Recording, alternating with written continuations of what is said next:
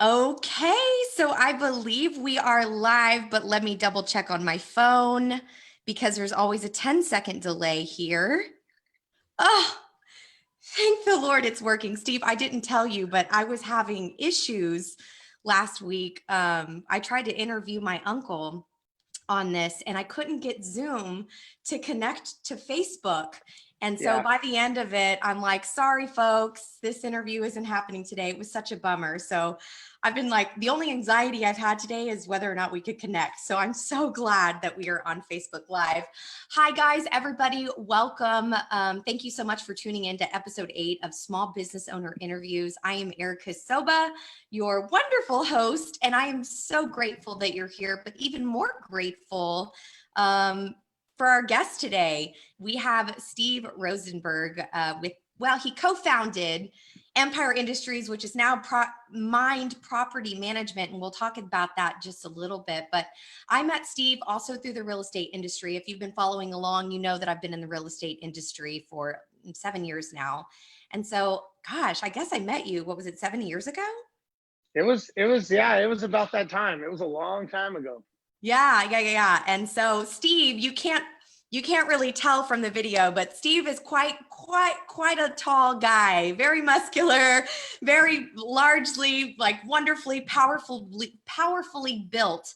And he's actually a pilot. Yep. He is a pilot, flies all over the world. He's also a speaker, travels all over the world, educating, motivating, and inspiring people everywhere. And so I'm really excited for you to listen to him share his story about being a small business owner that grew significantly. He started his property management company in 2012, grew to multiple cities, multiple employees, and then he ended up teaming up with another property management company called Mynd, but we can talk about that later. So anyway, without further ado, Steve, thank you so much for joining me. Welcome. Thanks, Erica. I appreciate you having me on today. Yeah, and if you're following along and you have any questions for Steve, make sure that you ask those questions. I will be following along and we will address them when we get to those moments. So Steve, tell us who you are, what you do. Yeah, sure. So as you said, I owned a property management company that my business partner, Pete, and I started back in 2012. And that was born out of really us owning a lot of real estate that was not really manageable because we bought bad properties and nobody would manage the properties. So we ended up having to create our own management company. And then once we started managing it and figuring it out that it was a business and we started understanding that, then we realized, okay, this is actually a business that we could do this and get paid to do. So we started managing for other people, and we ended up getting a business coach. And we basically on day one had a coach because we knew that we did not know what we were doing. And we knew that just running a business is not going to ensure success. And so we wanted to learn what we didn't know. And so the business coach was vital to our success and to our growth. And we took the company, as you said, and in the matter of about 7 years, we grew it to about 1,000 properties that we managed. And we're in Houston, Dallas, and Fort Worth. We ended up just, really scaling and understanding how businesses work from the inside out. As you said, I'm an airline pilot. I still am an airline pilot. Pete came from the IT industry, so we didn't understand or know the infrastructure of how a business operates, and marketing and acquisition costs and strategies and P&L statements. We didn't know these things, and that's why we had the coach. And so we grew this, and we grew exceptionally fast through a lot of marketing and understanding how that works and how powerful that is. And then we ended up joining forces. We sold our company to Mynd Property Management, and they manage about 8,500 houses nationally. And now I'm their vice president of investor education. So I do a lot more speaking and a lot more engagements and podcast shows and stuff with Bigger Pockets and other stuff as like a brand endorser, if you will, of property management and for Mynd. Right. So when you started I'm going back to 2012, okay? Yeah, sure. So when you first started this business with Pete, who's in IT, you with your background, not knowing how to run a business, why did you finally decide to make the plunge? I mean, I know, you knew that you could do it better, but why'd you go for it? We actually, it's funny. We actually didn't think we could do it better. We needed it out of necessity to manage our properties. And so Okay. we just started, and what happened is we had other people approach us and they were like, hey, what did you guys do to fix your situation? So we told them, they're like, hey, could you manage our properties? And at first we were like, no, we don't want your problems. We barely figured out our own. Like, why would we take on your problems? And so then we started thinking about it. And we're like, man, we can keep buying real estate, we can keep doing our thing, but we can also manage. And through economies of scale, we can get better pricing, we can get better volume, we can understand. And so it evolved that way. And it just kind of all of a sudden, more and more people were giving us their property, saying like, take my problem, manage it, fix it, whatever. And we really didn't know what we were doing, but I think we were dumb enough to take on these properties for people. And that's when when we went to a business coach and we said, is there a business here? And he said, well, there's opportunity, there's scalability, and there's marketability of what you're doing. So by definition, yes, you have a business. You guys are not the smartest guys in the world, and you will not run this correctly, and you'll probably be out of business in 6 months, but you have a business, and if you want, I can help you. So he was the best closer we've ever met because he closed us on the spot. So then we had a coach that we couldn't afford, but we couldn't afford not to have him. And we Right. stuck with him for 7 years. He was our coach every week. We went and saw him, and through him, we won national awards. We scaled our company. I mean, we did the whole deal, the whole dance. So it was never like, hey, let's start a business. It was, and a lot of businesses aren't started that way. They're not started by they decide that. It kind of evolves into it. And next thing you know, I mean, we had employees and we had staff and we had office spaces, and it was never intentional, but it evolved that way. And I think because we were investors, we kind of saw it from the investor's perspective. And I think the fact that we actually came from other businesses and we implemented a lot of the stuff we've learned from the other businesses to that business. So like my stuff being an airline pilot with checklists and standardization, we implemented that into what we were doing. Pete's background of IT, we implemented that with electronic checklists because we had staff members all over the world. We had them in the Philippines, we had them in Mexico. So we were able to scale our business by using online scalability, checklists, procedures, policies, and stuff. So to answer your question, we never thought we were going to do it. That was never the intention, but that's just what it evolved into. And then once we realized what we're doing, now it was like, if we go faster and we go more and we put more fuel on the fire, we'll grow bigger. And so all we were doing is we were a growth company from the beginning, and that's all we focused on. So how many houses or how many friends reached out to you before you had that, do we have a business here moment? Yeah. So at the time, Pete and I I think we maybe had about 40 houses that we owned, and we had I think we were managing about 87 total.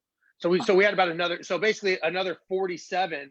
And I'm a me, and people that know me, I'm a salesperson, right? So anything, I'm like, I want to sell them, I want to close them. And so next thing you know, Pete's like, where do we get all these houses? I'm like, oh, these are just people that want us to manage them. And he's like, what are you doing? He's like, we're not managing houses. I'm like, yeah, we are. We're managing houses. So that was when we had about 87 of them. The problem is what we realized is our properties were the worst ones of the 87. So we had the low end properties. So we were the problem. All these other properties we were managing were like, you guys don't have problems. Like, we have problems. So we were able to fix our properties and understand how to run them more like a business. And then when we looked at other properties, we're like, shit, this is easy, man. I could do this all day long. Our properties are the problem. So, and at a point when December 1, 2012 is when Pete quit his job. And when we hired our first full-time employee, our first FTE. And so the full-time employee was a property manager. And after about a month, she's like, we need to fire about half of these owners. And we're like, what do you mean? She's like, they're bad clients. She's like, they're going to get you sued. She's like, and your properties are the biggest problem in this company. So next thing you know, we had to like get rid of half of our customers because they were bad owners. And she's like, you're going to get in a lawsuit. And then she's like, and now you got to figure out what to do with your properties. So we were like put on notice basically that our properties were problems. So we ended up eventually selling our properties and selling those in the portfolio that were problems. But that's kind of it just kind of evolved around us. And it was almost like it reminded me of like a brush fire. It just took off. And I mean, we were intentional. It didn't just happen. I mean, we were intentional, but it just kept going and going. And it was just like lightning at the speed that it was traveling. It was very intense, and it was very it was like constant chaos is the way I would put it. Like we were in constant chaos mode because it's either sales or marketing, and they're arguing with operations, and it's just constant tension. And our business coach is like, if you don't want these problems, don't grow. But he's like, if you want to grow, these are what you're going to deal with. So you just have to deal with it. You have to adjust. You have to look at it, and you've got to keep going. He's like, you don't slow down, you speed up. Wow. That's So really that's what we great did. advice. Yeah. Yeah. Well, So yeah. I was going to say, let's talk about that growth. What do you think it was that allowed you guys to just blow up in Texas? Well, the one thing that we learned very on, and you know, I tell people this, like they don't teach you marketing as an airline pilot, right? You don't go to marketing school, right? So I didn't know any of these things, right? I had to learn these things. So as I was doing this, next thing you know, I had to realize that, okay, every company out there is a sales and marketing company. So every company is a sales and marketing company. And we just all sell and market something different. So Okay. I had to realize, okay, the sales and marketing that I do is very much, we sell a service.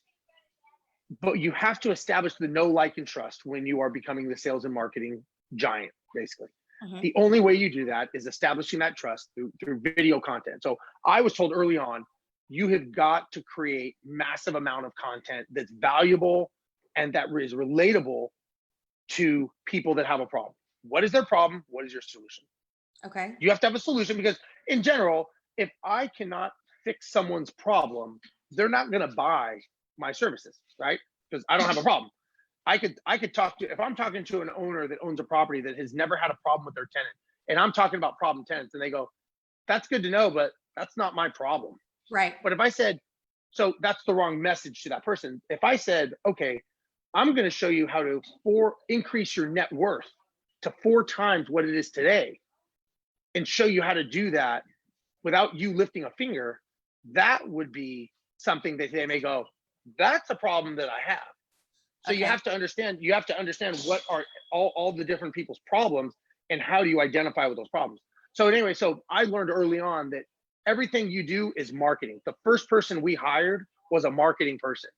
And we were taught early on that you're not spending money, you're investing money. You have to be very smart about it. You have to understand, what are you getting in return for your marketing? What are you doing? And so we were very focused. And marketing, despite what a lot of people think, it's not the out there speaking and doing these things. It's actually data. It's actually analyzing the data. What is the acquisition cost of this client? What's the lead acquisition? What strategy is working? What is not working? What ad copy? That's someone actually sitting there and analyzing the data, right? And so marketing makes the phone ring. Sales picks up the phone. 2 different roles, 2 different jobs, 2 different people. So yeah, so you got to understand, the marketing person is not the salesperson. So we learned this early on from our business coach. And what was nice is that when it comes to running a business, you know, every business has a visionary and has an integrator. And the visionary is the person who's out in front. And they're the one who's the flamboyant, the one who's up there speaking all these things. And then there's the operator, who's the one behind the scenes actually making it all work. Right. In our business relationship, I was the visionary and my business partner, Pete, was the integrator. So everybody kind of knew who I was, but they also knew that Pete was the one who was actually running the company. Because they knew, like, Steve doesn't do all that stuff. I'm like, no, I don't do that. I'm like, Pete does that. I'm like, I'm just the guy out in front. And so every company that's successful, Walt Disney, Ford, Southwest Airlines, they all have this dynamic. And so that dynamic exists in all successful businesses. Because you're not going to be good at everything, right? You're not going to be good at all these things. And so my job was sales and marketing. So I had a salesperson, I had a marketing person. And initially I was both of those, right? Because when you're a small business, you have to wear both hats. And sometimes multiple hats. But you have to realize that you have to take a hat off and you got to put another hat on. And you have to very, very distinctly decide who you are at that time. So the way that we grew our marketing is we were very, very specific. We didn't have a lot of money. So the money that we invested in marketing, we had to be very focused in what we were doing. And we had to make sure that everything we were doing, we were getting a return. If we weren't getting a return, we had to pivot, we had to change, we had to adjust. So we had very strong KPIs, we had very strong metrics. We knew if we're spending money on this, is it working? Is it not working? And we had it down to the strategy. Like, what strategy are we using? What ads are we running? And so we were very focused on what was working, because look, what works in the summertime doesn't work in winter. What works in a good economy doesn't work in a bad. Right. So everything in marketing, when people are having a good time, they want certain marketing. So, different colors ignite different things. So I had to learn all this stuff about how the human brain reacts. We got very, very good at it. And when you're doing a lot of marketing, you get a lot of phone rings. When you get a lot of phone rings, you get a lot of sales. When you get a lot of sales, then you get a lot of operations, you get a lot of closed clients, and then you grow. And then the key is how do you get those existing clients to repeat and buy more? Because your acquisition cost of your client goes down when you make that client go, wow, this is great. I'll buy from you again. I'll buy from you again. I'll buy from you again. Mm-hmm. And so we started learning that. Like, how do we get that person to retread and come back and come back and come back and ask for referrals and all that? So to answer your question, that's how we did all of this. But we just learned the fundamentals of marketing, and then we just took off with it and ran with it. That's amazing. And if you are watching this, hello, and you need help with marketing, hello. Hi, my name is Erica Soba. No, I love that, Steve. And I love that you eloquently put that all in place. And I'm sure that because you hired a business coach, he was able to identify each of the areas that you needed to focus on so that you can grow. So thank you for eloquently. Yeah. And a lot of people are, the challenge is we all start a business because we think we can do it better than our boss. A lot of times they're like, I'm doing this. He's not even doing anything. I'm gonna start my own business, right? And you're like, he's a loser. He's not doing anything. I'm gonna start my own thing. And so you go and you start your own business. And the challenge is a lot of people that start their own business, they're operators. And so they're always focused on operating. But if I make the best burger in the world, right? I could be the best hamburger maker in the world. If I go and open up a shop next to McDonald's, who do you think is going to go out of business first? Not because they don't make a better burger. I'm going out of business first. Why? Because I don't know how to market as well as they do. They know how to market.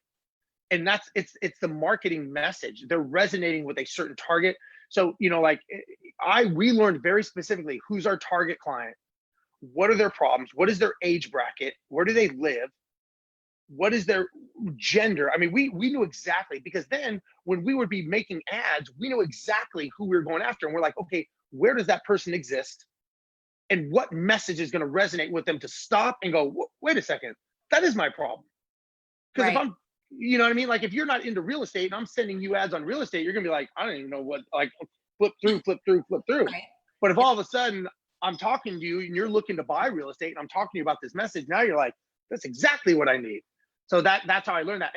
And honestly, like I said, I didn't know this. I learned this by being coached and being trained and focused intention and being around the right people and asking a lot of questions and really understanding how this all works. Right. And you did mention earlier that you guys won a marketing award. Can you tell me about that? Yeah, we won Best Marketing in North America by Business Excellence. So we had a 14, it was 2015 when we won it. So it was a 1,471% return on our marketing dollars, because we created an agent alliance referral program. And we entered into a niche that it was kind of, people were doing it on the sides, and we kind of went right down the middle, and we kind of went right at people with a very focused message. And, what I've learned is that, and this was out of 200 companies. This was, nationally in North America. And I mean, these were businesses. It wasn't real estate related. This was business related, and it was all done based on numbers. And the one thing that I realized and that I learned was that to win these awards, and we had won a bunch of awards, luckily. I mean, we really had a great marketing guy, and we did a good job. And what I learned was that doesn't just happen, right? That has to be focused and intentional for you to be successful in marketing and for you to win an award or anything. But like, you don't just happen to have a good company that goes and like someone told me, they said, Steve, anybody can create a $5 million company. You can stumble into a $5 million revenue company. But he said, if you want to be a 10 or $20 million company, you have to be focused and intentional, and you've got to know exactly what you're doing. That doesn't just happen. So it's kind of like running a marathon. You may be able to kind of get through a half marathon, but if you want to run a full marathon and make your time, you've got to train for it. And so we were training all the time, and we were fanatical with our numbers. I mean, everything we did, we knew our numbers backwards and forwards. So what was working, because we didn't have a lot of money to blow on different marketing strategies, we had to learn. And so this agent alliance program was a great way to establish that know, like, and trust. It was our target. We were making it win-win. We were hitting a target that had a persona that was negative, and we turned it into a positive just by being aggressively communicative to this industry that really was standoffish. And we kind of went right at them with we were very communicating on the message. We were making it win-win, and they were just like, why doesn't everyone do this? And we're like, we don't know, but we're here. And they were like, we'll do business with you guys. And so that started marching. And it was, the other thing is we took action. You know, we were very action oriented. I mean, if we made up our minds in the morning, by the afternoon, we were creating the plan to make it happen, to roll it out the next day. I mean, that was just like, that's how we operated. And, Wow. you know, again, if you're going to be in business and you're going to do these things and you want to succeed, it doesn't just happen, right? You have to make it happen, or you have to have team or any of those other things, but it's got to have focused intention for it to be successful. Right. And wow. I mean, I love the passion in your voice, and it's very motivating. If you're watching and you have started a business, or you're thinking about starting a business, these are all such wonderful tips. The marketing, having your operations in place, doing instead of just saying. Let me pop over to the questions real quick before I get to my next question, if you don't mind here for just a second. We have Clarissa and Alex here from Florida. Hi, guys. Rachel, hello. Lisbeth says, great to see you guys. Chris says, seeking a coach or mentor early on is so important. And I think you can attest to that. You brought that home. Daryl is being an a-hole. Tell Steve they have one size smaller in that shirt. He would know. He told me he'd come on and give you some shit. Clarissa, such a good point concerning sales and marketing. Okay, we have someone here that says, I'm in Dallas and was looking into property management. What would you suggest to someone who's wanting to get into property management business? Well, if you want to, they want to start a property management company. I believe so. Yeah. I think with any company, I don't care what the company is. I think you have to have a goal, and you got to have a business plan, and you got to have you've got to create the structure that you want, whether it's property management company or hard money lender, whatever it is. Like, you've got to create the policies, procedures, structure, and you got to have an end reason. Like, where is it going? Is this going to be a company that is a $3 million company, or they're going to do revenue of 20 million? What size, what scale? And you may not know those answers, but these are the questions you got to start thinking about. What lifestyle do you want to have as a result of this company? Because I think the problem is, all of us as entrepreneurs, we get in and we start being busy, and we think that by being busy, we're actually being successful. And there's nothing that actually says when you're busy, you're going to be successful. There's no rule. We think it's relatable, right? Like, hard work equals success. But is that actually true? Like, is there a rule that says they have to go together? We all know many people that work hard and they lose their businesses, right? So if there was 25 hours in a day, they would do the 25th hour to save their business.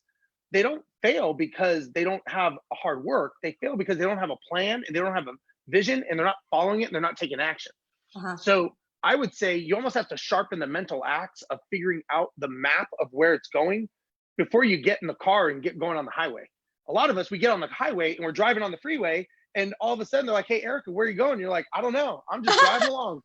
And then you're like, and then you're like, hey, Steve, like, can I get directions? And I'm like, well, where are you going? Like, you go to a business coach, you're like, can I get help? And the business coach, the first thing they're going to ask you is, where are you going with this? Yeah. And you're going to go, I don't know. I'm just on the freeway. I'm just driving. And they're going to go, well, if you don't know where you're going, there's no way I can give you directions. Okay. And that's why they fail, because you fail because you run out of motivation. Motivation will only last so long. Mm-hmm. And so what ends up happening is the motivation dies. You start getting some negative effects. The negative, mindset creeps into your head. And next thing you know, you're like, F this, I'm going back to a 9 to 5 where I got a paycheck. I'm not dealing with this. There's no way this works. Well, it works. It only works as good as, when you're doing things on your own, like you don't get a business coach, you don't do those things. Your two limiting factors are time and knowledge. You're going to run out of hours in the day, and you're going to run out of knowledge of what you can and can't do, because what got you here in life is not going to get you here, right? So you're going to get to this point of what you know, and maybe it's managing properties, and you get to 50 properties, and you're like, man, how do I get to 500? I've never done that. How do you get there?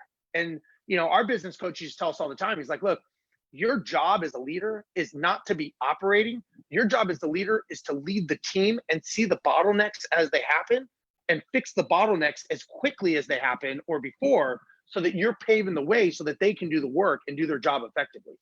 And so that's what we used to try to do as much as possible. Yeah. So true. Very good answer. I hope that answers your question, Asan. Okay, Chris, there are a lot of property management companies out there. How do you differentiate yourself? Well, like, is he asking me personally, or how does he differentiate when he's hiring one? I think Empire or Mind. Oh, well, yeah, Empire and Mind. Mind is a very large company. They are very tech driven. Their goal is to essentially become a touchless company, if you will, like the Uber of property management. Their philosophy is that this can all be done. What's the biggest problem? If you want to buy a property and you're thinking property management company, I'll tell you my perception of a property management company. If I didn't know about it, it'd be this lady with this cigarette hanging out of her hand, with the ash hanging, smoking a cigarette, drinking a cup of coffee, the phone ringing, and she just like, I ain't answered it. Like, that's in my mind what I would think a property management company is, right? So, right. And you go like, oh God, I got to babysit the property management company. I don't want to deal with them, this and that. Well, Mind's philosophy is like, this isn't rocket science, right? People have a property, they want it managed. Why can't this be done through technology and through apps and through software? And why can't you just manage a property that, let's say you live in San Francisco and you're like, man, I can't afford a property in San Francisco. And they go, well, you can buy a property in North Carolina, or you can buy a property in Tampa, or you can buy a property in Texas. And it's the same scalability because they're in all these different regions, right? So they're in 16 regions. So their philosophy is they allow investors to scale based on their goals, based on their strategies, and using technology as that ability to do this in multiple markets. I think the biggest challenge people have with a property management company is, number one, it's a last ditch effort. They normally think of the property management company last, which is stupid.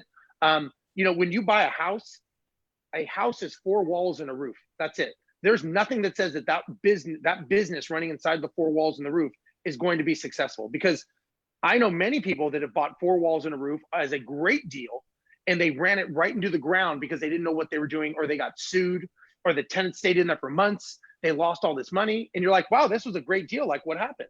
Well, it's because they didn't know how to run the business. So a property management company is somebody that should be on the same team as the investor. And it's the investor's responsibility to have a conversation with the management company and say, this is me, this is where I'm going. Can you help me get there? Do you have the right business model? So if I have a property that rents for $2,000 a month, and they manage properties like Daryl owns that are probably $300 a month, I'm just kidding. But if they manage properties that are like $300 a month, I'm going to go, maybe they're not aligned with what I want. If I say, hey, I want to grow in multiple markets, I want to buy properties in Texas, Atlanta, Phoenix, and they go, we're only in Houston. Okay, maybe they're not the fit for me. The biggest reason, when I've talked to people, they go, oh, this property management company sucks and this and that, blah, blah, and they're bitching and moaning about it. I'm like, well, why did you hire them? Do you know what the biggest answer is why they hired them? The 2 reasons. They're the cheapest, or they answered the phone first. I'm like, so you have your life investment, all the money you have tied up in real estate, and you're telling me that you picked the person in the company that's going to either make or break your success because they answered the phone? That was your criteria? You didn't ask them any of these pre-qual, like, what is your eviction rate? What are your make-ready costs? What are your tenant turnovers? What's the lifetime of your client? How many properties do your investors own? You don't ask them any of those questions, but because they answered the phone and they charged you $50 a month, that was the winner. And you're surprised that it didn't work. And the company's going to go, we suck all the time. You just never asked us. We've been doing this for 20 years. And so they're like, and the thing is to me, you build your team first, just like in any business, right? Any business you have, before you go hot and start doing the business, you have to build the team around you. You got to build the partnerships, the relationships, the vendors, the contractors. These are all the things you do before that. Buying the property is the last piece of a puzzle. That's the last thing you do. Getting the team in place to make sure you're successful. You don't figure it out on game day on the football field.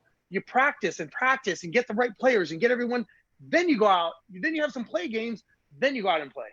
But investors don't do it that way. And they go, this property management company sucks. I'm like, it's not the company. It's that you don't have a business model. You didn't think this through up ahead. So again, that's just my opinion. So yeah. Let's see, we have another question, and I still have a few more I want to get through. So we're running short here on time. She says, other than a potential lawsuit situation, what is another reason you decide a client isn't a good fit for your company? How long do you wait to stop working with them knowing they are contributing to revenue? Well, you have to, in my opinion, you got to think of what's called opportunity cost. So what are they costing you in time and in money that you could not be giving good service to your A clients? So the first thing I would say is grade your clients A, B, C, and D, right? The A ones are the ones that actually pay top dollar. They don't bitch about anything, and they refer people to you. That's an A. A B is basically the same thing, but they don't refer anyone to you, but they pay, they don't complain. They're just good clients. C's are ones that are either they're cheap, or they complain, or they take time. And D's are just the negative ones that when their phone rings, you're like, I do not want to take this call, right? So you got to ask yourself, if all of your time is being taken up on the D's, your A clients are going, you don't care about me. I'm going somewhere else. And it's not that you don't care. 68% of clients leave a company because they think the company just doesn't care about them. They don't leave for price. They don't leave for any other reason except they go, you know what, you just don't care, and I'm taking my money somewhere else. And you're like, no, I do care. I've just got this pain in the ass I'm dealing with. And they're the ones that you make the least amount of money on, and they take up the most of your time. So you got to ask yourself, if you have this client, like, why would you wait for a lawsuit is my first thing. Like, if that's even on the table, why would you do that? If you have team and staff and it's stressing out your team and staff, they should have the right to say, you know what, we need to get rid of this client. They're taking up way too much of our time. And the mental stress, like a lot of times as entrepreneurs, we do not factor in the mental stress of having a bad client, a bad deal, a bad situation, and what we take home with us. And it chips away at you working there. And that's why employees leave, because employees normally quit 3 months before they end up leaving, or you fire them. You just either didn't notice it or you chose to ignore it. But the reality is they've checked out. They don't wake up one morning and go, you know what, I think I'm going to quit. I think I'm out of here. Like, this has been going on. They've already been looking for places to work. Their work has been slipping. But as leaders, we tend to ignore it. We turn a blind eye because you're like, fuck, I don't want to deal with this. I got other problems going on. But the reality is you knew it was a problem. You chose to ignore it. And I remember one time a guy told us, he said, every time you lose a client, you lose an employee, he goes, I get out a checkbook, he goes, and I write out $3,000. Because he goes, that's about the amount of money I'm going to uncover in mistakes that they made. And he goes, the longer they were there and I didn't get rid of them or they didn't leave, it's a bigger check. So he goes, every time someone leaves and you did not catch it and you did not take action, he goes, get out your checkbook and write out about $3,000. He goes, and the longer you wait, the bigger the check. He goes, and it could be a lawsuit. It could be something else. But he goes, that is your job as a leader. Your job as a leader is not to ignore these things. It's to address it and take it head on and try to fix it or resolve it. And sometimes resolving it is parting ways with the employee. Mm-hmm. Yeah. Wow. Great advice for answering property management and also in your business, which is why we're doing these today. We said, Lindsay says, if I decide to rent my house in the future, can I get the Erica's friend discount? Don't answer that. Let's see. Clarissa says, knowing you started with marketing and sales, spot on. How long did you do it yourself until you brought in another person? Yeah, that's a good question. So we were doing the marketing and sales and it really was, we had our organization chart and we planned how we were going to go. And so we knew the first thing we needed was a marketing person. So it was me and the marketing guy kind of running around doing stuff, and I was still closing. And then it was like, okay, let's get the marketing going. And I would say it was probably about 9 months, 10 months till it evolved. And as we were doing it, we were creating the marketing manual that was going to basically be the the standalone that we would have, because if the marketing guy got hit by a bus, who replaces him? So that's why you got to create the manual as you're going. So it's a duplicatable, scalable model. So as we were creating this model and building it and testing and measuring and documenting everything we did with videos, screenshots, all those things, it was about 10 months. And then we started looking at, okay, you know, you've got to start saying like, what is the best use of my time? Because I was the salesperson now. And what is the best, I'm doing other things. So you think to yourself, you're the best, like you think you're the best salesperson, you think you're ready. But the reality is if you're really running your business like you should be, you should not be the best because you're doing a bunch of different things, because a business owner is a generalist, not a specialist. And so if you're focused on being that specialist and being the salesperson, what part of your business is suffering? Because something is going to suffer. And so a lot of times we, as business owners, we don't want to give up that. It's an ego thing. It's a control thing. We don't want to give up the control because nobody can do it better than us, right? You got to put your cape on and you're like, get out of my way. I can close this. I'll take care of this, right? But the reality is we self-sabotage ourselves a lot of times because we do not want anyone. We don't want to push ourselves out of a job, right? We don't all of a sudden want to go like, man, everyone's doing something. What am I going to do now, right? And so the problem we have is we have to be okay with letting people do it 80% as good as us. If they can do it 80% as good as us, that's fine, because we can go and do other things and grow the company in other ways. And then you're still there. Your job as the owner, as the leader, is to test and measure everything they're doing, track it with KPIs and metrics, and be able to analyze what they're doing and give them support and give them the tools. So that's how you grow. Otherwise, you will run out of hours in the day because you will be stuck as a salesperson. So to answer your question, it was about 10, 11 months. And then it was about another year we cycled through to get a salesperson. Okay, got it. Daryl says, Steve nailed it with integrator and visionary comment. He and Pete had that combination. So true. Roxy says, love it. Rozenberg, always keeping it real. Daryl says, data is everything in marketing. Couldn't agree more. So I'm running short here on time. Let me ask you. Okay. This might be a long-winded question, and actually this will probably be my last question. All right. Could start from the beginning all over again back in 2012. What 3 things would you have done differently? Wow. What would I have done different? I probably would have funded the business better. Instead of what's called bootstrapping it, we probably would have done it more of a, we would have, personally, that's what I would have done. Pete may not have said that. Pete may have said something different. But I would say we would have done it differently by getting funding. I probably would have looked to scale quicker, to be honest with you, if I could have scaled by having more staff and leveraging staff like virtual assistants quicker on the path, because that ended up being the path for success for us. And I would have done it quicker. So some things we probably did a little too quick. You know, it's hard to say what I would have done, because even though we didn't plan on going and exiting and selling the company, it worked out great for us. I mean, it really was a great situation with how it ended up evolving. And we didn't plan for it. We never planned on that. We had other plans for our company.